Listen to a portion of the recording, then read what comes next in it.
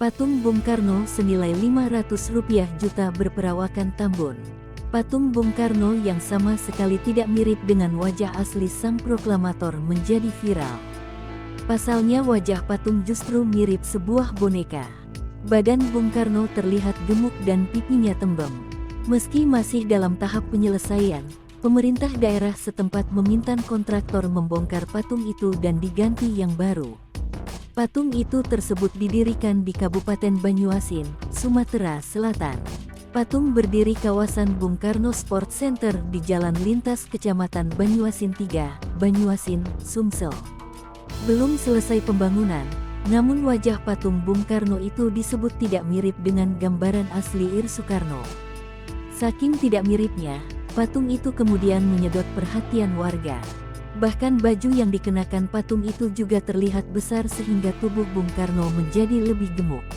Selain bentuknya yang terlihat berbeda, pembangunan patung Bung Karno ini menelan anggaran senilai Rp500 juta.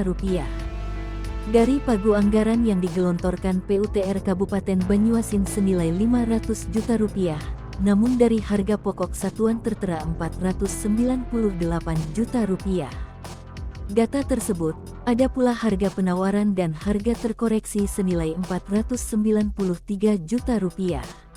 Di dalam data tersebut, juga ada harga negosiasi senilai Rp489 juta.